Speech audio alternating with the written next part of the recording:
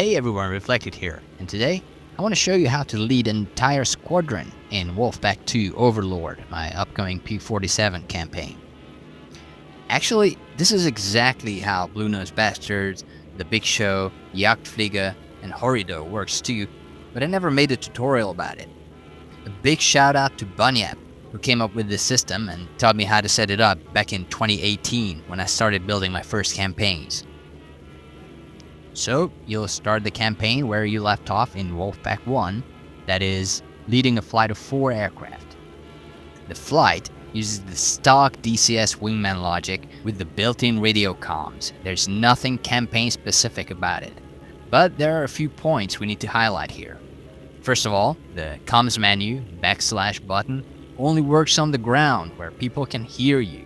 When you're in the air, you need to press the radio transmit button on the throttle to say what you want to say.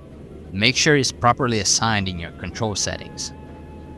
When you open the menu, you can select to give orders to the entire flight, only to your wingman, so number 2, or only to the second section. If you want them to engage bandits, it's pretty straightforward. You select engage and then bandits.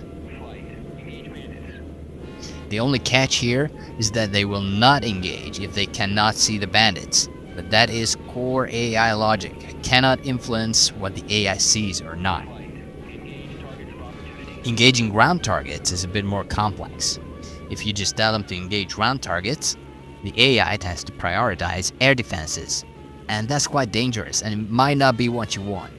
It's better to specify and tell them to engage armor or utility vehicles, meaning trucks or cars.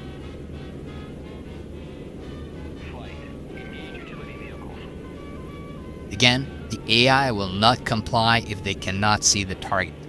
Like a good leader, you need to lead them close enough so they can spot the target before you tell them to attack. If there is a pre-briefed target in the mission, like a railway station or a bridge, use the attack primary and rejoin command. In the editor, I made sure the AI knows what the primary target is. Alternatively, when it's a large target, you can use the bomb with me command. The AI will stay information with you and drop their bombs when you do. There is another catch. The DCS AI cannot attack ground targets like World War II pilots did. Often they will fly away for 5 to 10 miles and then turn back for a level bombing attack, acting like an F-16 bombing in CCRP mode. It's what it is, just be aware when it happens. Tell them to attack the primary target when you're still 10 miles out, not when you're already overhead. There's one campaign-specific thing. For the most part of the missions, I set your flight to silent, so that they don't spam the radio with stock 2 Telebandit 12 o'clock calls. Therefore, they won't reply to your orders, but they will obey them, as long as they can see the target.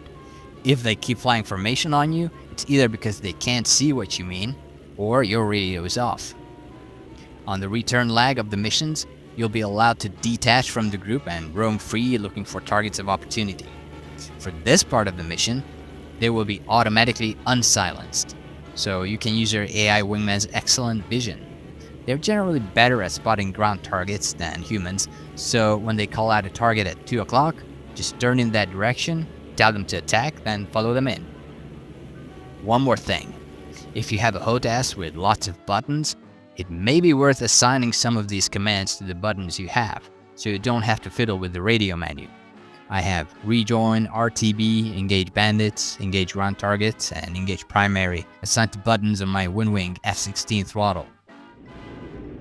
Halfway through the campaign, spoiler alert, you will be promoted to be the CO of the 62nd Fighter Squadron. You will lead a formation of 12, sometimes 16 ships.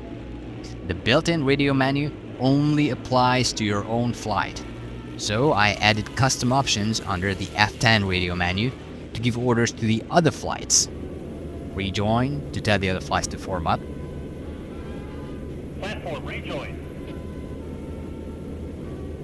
Roger, rejoining. Note, they will automatically rejoin if they wander too far off. Engage bandits and engage ground targets. Again, these only work if they can see the target. Platform, engage bandits. Roger, engaging bandits.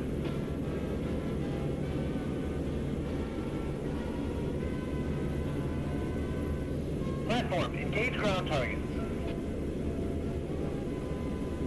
Roger, engaging ground targets. Engage primary. Same logic applies as what I described before. They don't need to see the primary. It's a pre-brief target. Platform, engage primary target.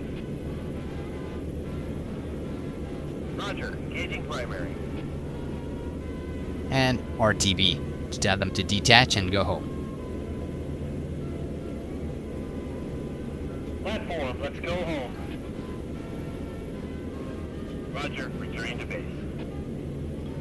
It's very important to highlight once again that the built-in commands only apply to your own flight, not to the other flights.